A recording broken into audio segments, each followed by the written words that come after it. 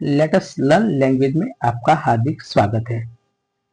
अगर दोस्तों पहली बार आपने विजिट किया है तो चैनल को सब्सक्राइब कर देना और वीडियो अच्छा लगे तो वीडियो को लाइक कर देना। दोस्तों आप लोग जानते हो कि 9th क्लास CBSE की अगर बात की जाए तो गंगा बुक का नाम है और चैप्टर नंबर है 3rd, जिसका नाम है संवादहीन। यानी अगर आप किसी से बात नहीं करते हो तो आपको अच्छा लगेगा नहीं। तो शेखर जोशी के द्वारा रचित हिंदी कहानी है। विस्तृत अध्ययन नोट्स यहाँ मैंने तैयार की है आपके लिए। तो सबसे पहले अगर लेखक का परिचय देखें तो शेखर जोशी लेखक है। यानी उनके जन्म की अगर बात बताई जाए तो जन्म है 1932 अल्मोड़ा उत्तराखंड यानी तात्कालिक यूपी का ये शहर है। और उनका पहला संग्रह जो था यानी बुक जो लिखी कोसी का गटवार 1958 में लिखा था। अब शेखर जोशी की कहानियों का संग्रह शेखर जोशी कथा समग्र शीर्षक से प्रकाशित है। वे हिंदी कहानी के प्रमुख हस्ताक्षरों में से एक है। उनकी अगर प्रमुख रचनाएं देखा जाए तो सात के लोग, दाजू, हलवाहा, नौरंगी बीमार है, आदमी का डर, डांगरी वाले, मेरा पहाड़, एक पेड़ की याद, मेरा औलिया गांव। उन्होंने ग्रामीण, शहरी, मध्यम वर्गीय समाज के जीवन मूल्यों का कारखानों में काम करने वाले मजदूर के जीवन संघर्ष को कहानियों में प्रमुखता दी है। यानी कहने का मतलब क्या है कि जो गांव के लोग हैं, शहर के लोग हैं, जो मीडियम टाइप के जो लोग हैं, उनका जीवन कैसा होता है, कारखानों में लोग काम करने वाले होते हैं उनका जीवन कैसा होता है, उनके बारे में ये बात बताई हुई है। अब अगर उनको देखा जाए तो पुरस्कार कौन कौन से मिले थे तो महावीर प्रसाद द्विवेदी पुरस्कार मिला था। दूसरा है साहित्य भूषण सम्मान। तीसरा है साहित्य अखिल भारतीय मैथिली शरण गुप्त सम्मान।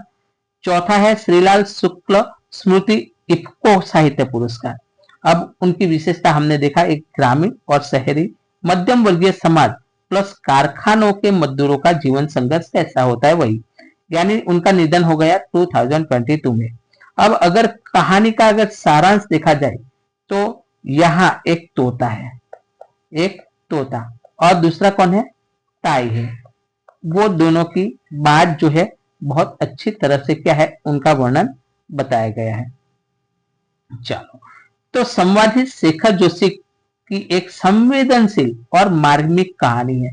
देखो, संवेदनशील यानी संवेदना भरी, मार्मिक यानी मन को छू जाए, हृदय को स्पर्श की जाए वैसी ये कहानी का एक ग्रामीण वृद्धाश्री ताई, ये मैंने आपको पहले बताया ताई, और उसका प्रिय एक तोता है जिनका नाम है मिट्टू।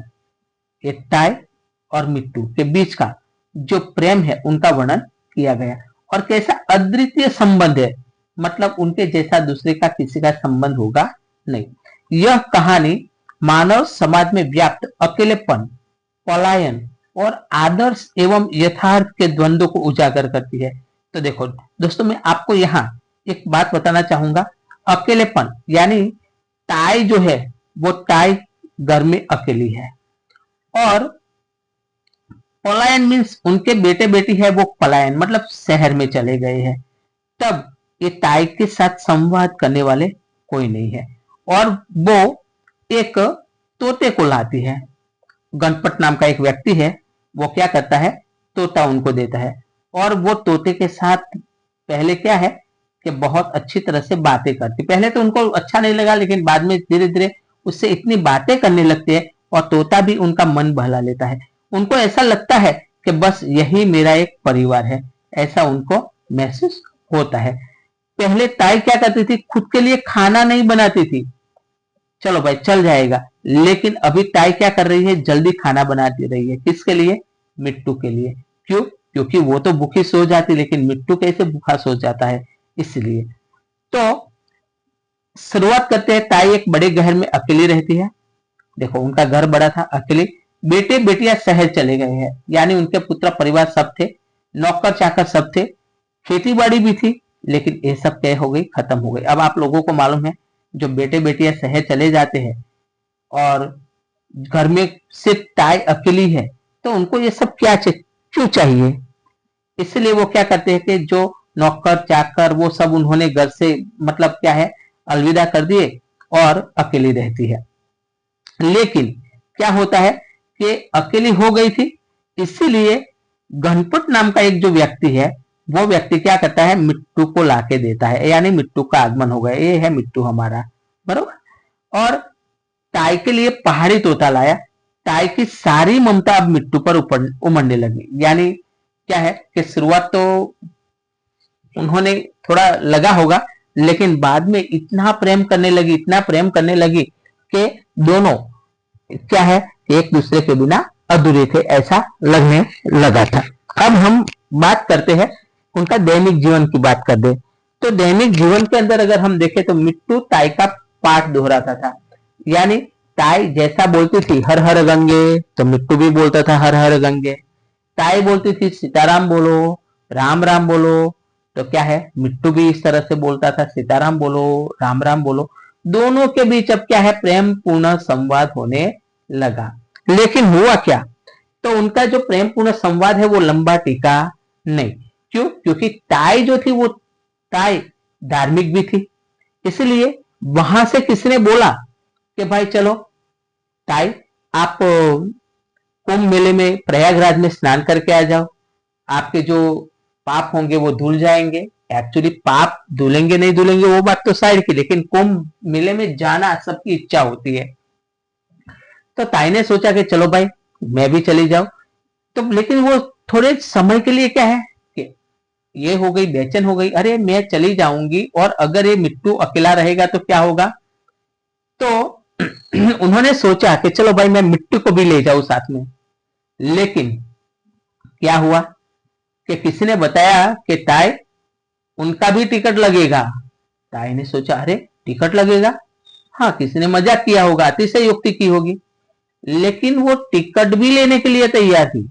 लेकिन क्या है कि वहां इतनी भीड़ में मिट्टू को कैसे संभालना वो दिक्कत आ जाती थी। और इसलिए उन्होंने सोचा कि अगर कोई यहाँ तोते की रखवाली करने वाला मिल जाए तो मैं क्या करूं, इस तोते को यहाँ छोड़ दूं। और वो मिल जाती है, कौन मिल जाती है, मास्टर आइन, यानी वहां मास्टर है, मास्टर की पत्नी है, वो मिलती है। उन्होंने बोला ताई आप जाके आओ, मैं तोते को संभालूंगा। अब देखो वहां की बात बताता हूं मैं। तो कुंभ यात्रा का मोड़ आ गया। तो ताई कुंभ स्नान के लिए प्रयागराज जाती है, मिट्टू के को क्या कहते हैं जगन मास्टर की जो घरवाली के पास छोड़ देते हैं। अब यहां से मैं आपको बताऊं कि जो जगन मास्टर जो है वो जगन मास्टर कैसे स्वतंत्र विचार वाले थे। कैसे विचार वाले थे, स्वतंत्र विचार वाले थे, यानी संवेदनशील व्यक्ति थे। वो सोचने लगते इतनी अच्छी पंख है तोते की, और तोते को क्या किया है कि कैद में बंद करके रखा, पिंजरे में बंद करके रखा, अच्छी बात नहीं है ऐसा उनको।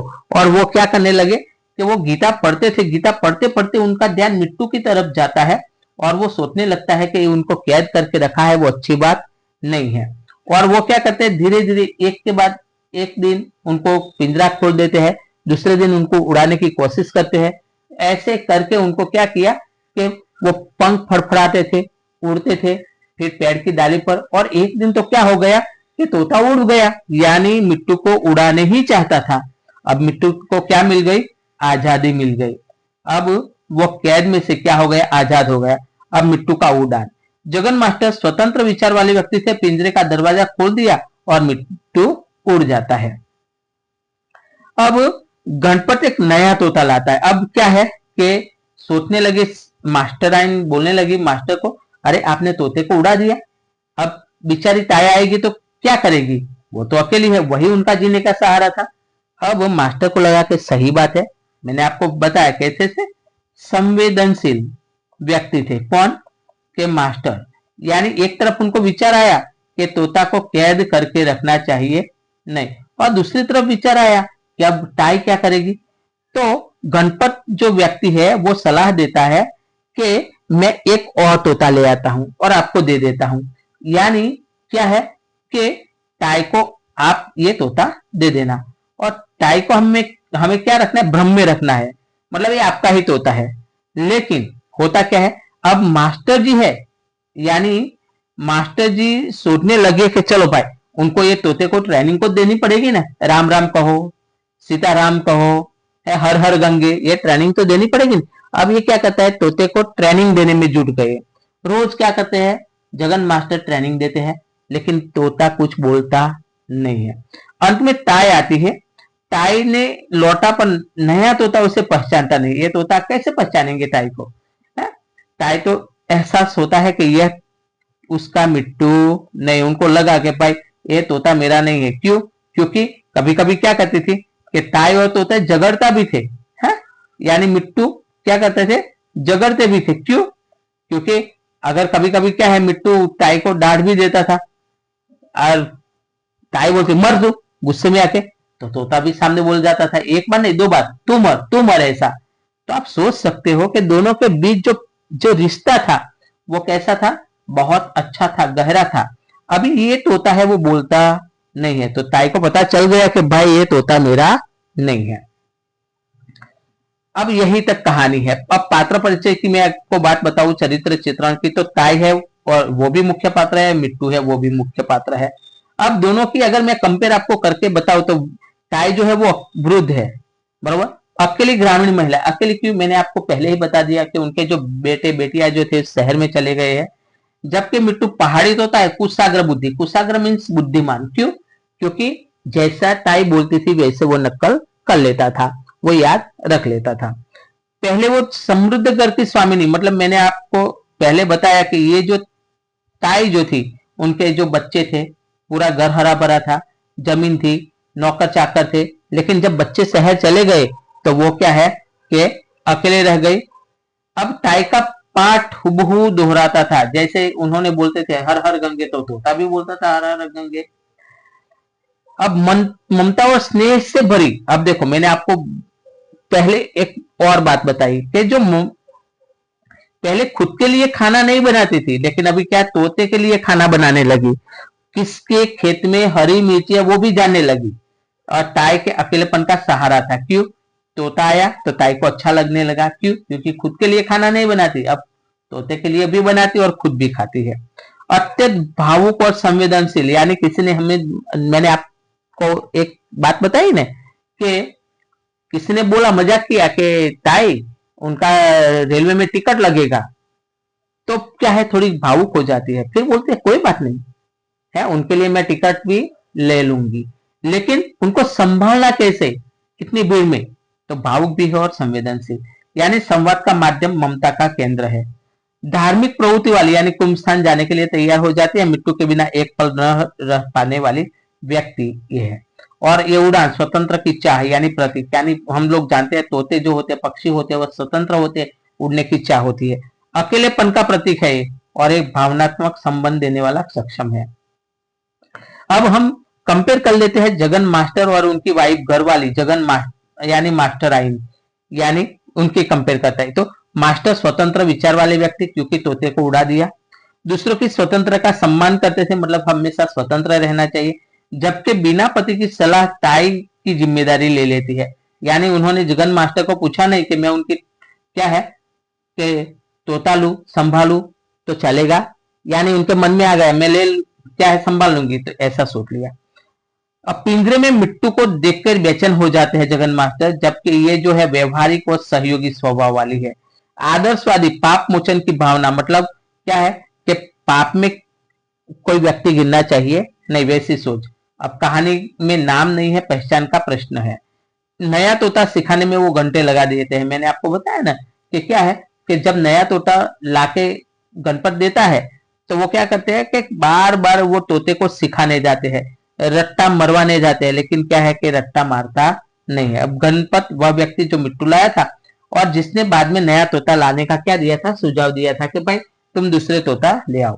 अब कहानी की थीम अगर देखी जाए तो अकेलापन है और पलायन। अकेलापन कौन है, तो ताई है, और पलायन को है तो बेटा बेटी जो होते हैं वो क्या करते हैं, गांव छोड़ के शहर चले जाते हैं, पलायन हो जाते हैं।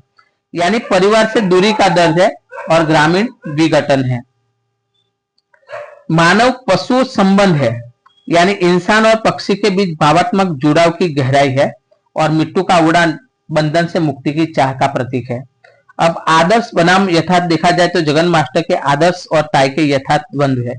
जबकि संवाद का महत्व, जीवन में संवाद की जरूरत है, उसके अभाव की पीड़ा। मतलब अगर आप एक दूसरे से बातचीत नहीं करोगे तो क्या है, व्यक्ति है वो पीड़ित हो जाते हैं, दुखी हो जाते हैं। इसलिए जीवन में बात करना बहुत जरूरी होती है। इसलिए बात करने से क्या है, बहुत लोग कहते हैं कि मन हल्का हो जाता है। तो आपको कोई प्रॉब्लम हो तो कभी क्या है, बात कर लेनी चाहिए। अब कहानी की साहित्यिक विशेषता अगर देखी जाए तो चित्रात्मक दृश्य देखे तो संबंध में जीवन चित्र बनाते हैं।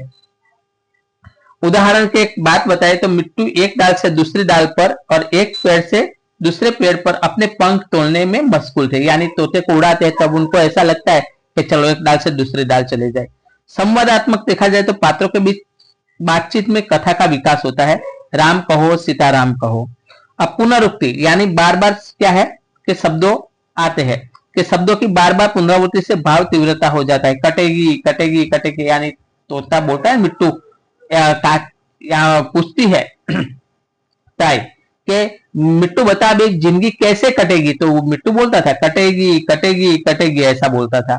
अब किसी बात को बड़ा चढ़ाकर कहना है, यानी जिनको बोला जाता है अतिशयोक्ति। यानी मैंने आपको जो बताया रेलगाड़ी में भी उसका टिकट लगेगा, आखिर वह भी बोलता बतियाता प्राणी है वो। फिर लोकधर्मी भाषा यानी ग्रामीण सहज बोल चाल की भाषा का उपयोग किया गया। भगवान कैसे नहीं आप पार लगेगी। अब प्रश्नोत्तरी पात्रों के द्वारा प्रश्न पूछना, मिट्टू अब कैसे कटेगी, तो मिट्टू भी क्या बोलता है, कटेगी कटेगी कटेगी। अब भाषा मुहावरे और शब्द का ज्ञान देखा जाए तो तन्यात्मक शब्द ध्वनि युक्त जिनको, यानी मगन मास्टर का ध्यान अचानक गीता रहस्य से हटकर बिट्टू की पाक पर फड़फड़ाहट पर गया। यानी जगन मास्टर गीता पढ़ते होंगे, उसी समय वो पिंजरे में तोता जो है वो फड़फड़ाता होगा। उनको लगा कि अरे ये तो क्या है, आजाद पंखी, हमें उनको बंधन में रखना चाहिए नहीं। यानी पक्षी के उड़ने के पंख से उत्पन्न ध्वनि। अब महत्वपूर्ण शब्द जो युग्म जोड़ी में यूज किया गया है, कुछ क्या है विपरीतार्थी यानी विलोम शब्द है, कुछ समानार्थी। वक्त बेवक्त विपरीतार्थक यानी विरोधी शब्द है। समय बेसमय, नियम सिद्धांत समानार्थी, शादी ब्याह समानार्थी, तीज त्योहार समानार्थी, व्रत उपवास, चौका चूल्हा, ये सब समानार्थी है। अब मुहावरे की बात की जाए तो अपने मुंह मियां मिट्टू बनना, मतलब अपनी प्रशंसा खुद करना, अपने मुंह से अपनी बड़ाई करना। अब ये महत्वपूर्ण शब्द जो आप देख सकते हो, अगर ऐसा लगे तो स्क्रीनशॉट ले लेना। क्यों? क्योंकि ये शब्द का मीनिंग है, आपको काम आएगा। चलो यहां भी ले लेना। अब वाक्य के भेद और के आधार पर अगर देखा जाए तो 8 प्रकार है। पहला है विधान वाक्य, यानी जहां वाक्य ऐसे पूर्ण हो जाता है, जगन मास्टर ने पिंजरे का दरवाजा खोल दिया। फिर हम निषेधात्मक यानी मना करते हैं। देखो मिट्टू ने कोई हरकत नहीं की मना किया है, એટલે निषेधात्मक वाक्य यानी प्रश्न वाक्य, मिट्टू अब कैसे कटेगी, तो ये प्रश्न वाक्य है। फिर विस्मय बोधक मतलब आश्चर्य, सरप्राइज, यानी मिट्टू ने फिर तेजी आंख से रोशनदान के बाहर की दुनिया की ओर देखा और ये गए वो गए, ये जो बताया वो विस्मयात्मक। फिर आज्ञावाचक, राम कहो सीताराम कहो, तो बताया कहो बोलो ऐसा। इच्छावाचक, जीते रहो बेटा जुग जुग जियो, मतलब इच्छा बताई है, इसलिए उनको अगर आप बोलोगे विस्मय, विस्मय है लेकिन इच्छा जताई है, इसलिए क्या है, इच्छावाचक है। फिर संदेह, डाउट होता है कि ताइनेस के सुनेपन का साथी न जाने किन अमराइयों में घूमता रहा होगा, कहां है मालूम नहीं है, संदेह है। संकेत है, इशारा करते हैं, जो खेती बाड़ी नहीं कारबार नहीं तो नौकर चाकर किस दम पर टिकेंगे, मतलब संकेत बताया कि खेती बाड़ी नहीं रहेगी तो नौकर भी रहेगा नहीं। एमसीक्यू टाइप के सवाल जो है कि कहानी में टाई और मिट्टू का संबंध किस भाव दर्शाता है, तो ममता और स्नेह का। यानी टाई ने मिट्टू के लिए दाल भात बनाई, हरी मिर्ची ढूंढी, यह शुद्ध ममता और स्नेह का भाव है। फिर जगन मास्टर द्वारा मिट्टू को पिंजरे से बाहर निकालना किस बात का संकेत है, तो करुणा और नैतिकता। यानी उनको क्या है लगा, वो गीता पढ़ते पढ़ते लगा ना, अरे उनके पंख फड़फड़ा रही है, मतलब क्या है, करुणा आ गई। जगन मास्टर को पिंजरे में बंद मिट्टू को देख के बेचैनी होती थी, वह करुणा और नैतिक विचार का प्रतीक है। फिर मिट्टू का उड़ जाना किस विचारों को प्रस्तुत करता है, यानी स्वतंत्रता की चाह। यानी हर एक इंसान क्या करते हैं, स्वतंत्रता चाहते हैं। कि खुले रोशनदार को देखकर मिट्टू उड़ गया, यह प्रकृति की स्वतंत्रता की चाह का प्रतीक है। फिर टाई के जीवन के दुख का मुख्य कारण क्या था? तो परिवार से दूरी और संवाद का अभाव। मतलब परिवार उनका नहीं था, वो कहा गांव में चला, मतलब शहर में चला गया था और किसी से बात करते नहीं थे। यानी बेटे बेटियां शहर चले गए, पति नहीं, परिवार से संवाद का अभाव ही मुख्य दुख था। कहानी के मानव समाज में व्याप्त किस विसंगति को उजागर किया गया है? तो अकेलेपन। यानी आधुनिक जीवन जो होते हैं वो बड़े बुजुर्ग का अकेलापन क्या है, यही कहानी केंद्रवर्ती विसंगत है। यानी हम लोग जानते हैं कि गांव में बुजुर्ग लोग अकेले रहते हैं और उनकी कोई क्या है कि दरकरार करते नहीं है और बेचारे वो क्या कर गांव में अकेले रह जाते हैं। इसलिए क्या है, बुजुर्गों के साथ बातचीत करना चाहिए। अब यहाँ इंपोर्टेंट सवाल कुछ दिए हुए हैं। भगवान कैसे नैया पार लगेगी? यहाँ नैया से क्या तात्पर्य है? यानी नैया का तात्पर्य जीवन नौका। यानी जीवन से टाई वृद्धावस्था में अकेले होने के कारण चिंतित है कि बिना किसी सहारे के वे अपना जीवन कैसे कटेंगे। दूसरा सवाल है, धीरे धीरे सब पराये हाथ में चला गया, इस वाक्य में किस घटना की है? तो देखो संकेत है, तो खेती बाड़ी समाप्त हो गई, बेटे बेटियां कहाँ गए? शहर चले गए, नौकर चाकर भी छोड़ दिया। कुल मिलाकर टाई के समृद्ध जीवन का क्या हो गया? पतन हो गया। मतलब टाई अकेली रह गई। टाई की सारी ममता मिट्टू पर बरस पड़ी। क्यों? क्योंकि टाई एकांकी थी, मतलब अकेली रहती थी। परिवार के सदस्य छोड़ गए थे। मिट्टू आने के कारण उनका जो खालीपन जो भरा हुआ था वह ममता का प्रवाह बिंदु पर उमड़ पड़ना स्वाभाविक था। कहानी का शीर्षक संवादहीन किसके लिए सर्वाधिक सार्थक है? तो नए तोते के लिए। किसके लिए? नए तोता जो ताई के साथ कोई संवाद ही नहीं कर सकता। ताई अपने असली मिट्टू को पुकारती रही लेकिन नया तोता चुप रहा। ताई भी संवादहीन हो गई, अपने परिवार से, अपने मिट्टू से, मतलब दोनों से हो गई। इसलिए संवादित सही शीर्षक है। जगन मास्टर का व्यक्तित्व कैसा था? उदाहरण, यानी स्वतंत्र विचार के आदमी थे, स्वतंत्रता में बाधा नहीं डालना चाहते थे। पिंजरे में बंद मिट्टू को देखता है तो वो बेचैन हो जाता है और उन्हें पिंजरे का दरवाजा खोल दिया और तोते को मुक्त कर दिया। ताई के बड़े से घर को सुना खंडहर क्यों कहा गया? यानी कभी लोग नौकर पशु से भरा हुआ था लेकिन अभी पूरी तरह से खाली हो गया, केवल इमारत ही थी, जीवन नहीं। मतलब क्या बहुत बड़ा घर था, पूरा जीवन हलचल होनी चाहिए वो नहीं था, इसलिए उन्होंने सुना खंडहर ऐसा कहा है। अब कहानी का अंत अगर देखा जाए वर्गीकरण, तो संवादित कहानी का अंत मुक्त अंत दुखांत श्रेणी में है। दुख वाला मुक्त अंत कहानी स्पष्ट रूप से खत्म नहीं होती है, यह सोचने के लिए छोड़ दी जाती है। मतलब छोड़ दिया गया है कि ताई के सुनेपन का साथी न जाने किन अमराइयों में घूम रहा होगा। जो उनके सुनेपन का साथी कौन था? तो मिट्टू। कौन से अमराई, मतलब कौन से बगीचे में होंगे मालूम नहीं। अब दुखांत की बात बताई जाए तो ताई का असली मिट्टू वापस नहीं आया और नया तोता उन्हें पहचानता नहीं है। यही वियोग और दुख की स्थिति है। अब व्यंग्य की बात की जाए तो आदर्शवादी जगन मास्टर के सभी तोते उड़ गए जो एक गहरा व्यंग है। सभी सारे तोते, लेकिन गहरा व्यंग कहा जाएगा। अब याद रखने जाए, सुखांत सफलता प्रसन्नता का अंत, दुखांत दुख वियोग मृत्यु का अंत, ये मुक्त अंत स्पष्ट समाप्ति नहीं, ऐसे ये शब्द है। तो आप क्या स्क्रीनशॉट ले सकते हैं। तो संदेश क्या है इस कहानी का? प्रासंगिकता क्या है? तो यह कहानी हमें याद दिलाती है कि बुजुर्गों के जीवन में संवाद और साहचर्य कितना जरूरी है। तो हमें भी क्या करना चाहिए? अपने दादा दादी घर पे है तो आप जैसे ही स्कूल ट्यूशन से घर पे जाओ तो दादा दादी से बातचीत करो, उनके साथ बैठो, कुछ संवाद करो, तो उनके जीवन के अंदर साहचर्य आएगा। तो परिवार के सदस्यों को बड़ा संदेश संवाद बनाए रखना, पशु पक्षी का संवेदनाएं होती है उनके साथ स्नेह रखना चाहिए। शहरीकरण और पलायन, यानी शहर में जो जाते हैं बच्चे भाग जाते हैं, गांव और बड़े बुजुर्ग के अकेले पड़ जाते हैं, उनकी बात है। आदर्शवाद जगन मास्टर व्यवहारिकता के बीच संतुलन जरूरी है और किसी को भ्रम में नहीं रखना, मतलब उचित नहीं है, भ्रम में रखना उचित नहीं है, लेकिन करुणावश किया गया भ्रम नैतिक प्रश्न खड़े कर देते हैं। मतलब मान लो कि आपके मन में करुणा आ गई और आपने मतलब तोते को जैसे कि उड़ा दिया, तो क्या है कि वो नैतिक जिम्मेदारी कही जाती है। संवादित शेखर जोशी की ये कहानी है। तो दोस्तों मैं उम्मीद करता हूं कि आपको ये लेसन समझ में आया होगा। तो आप अपने दोस्तों तक शेयर कर देना और लाइक कर देना, हाइप भी कर देना। और आप लाइक करोगे तो मेरा मोटिवेशन बढ़ता जाएगा, सारे लेसन इस तरह से लेके आऊंगा।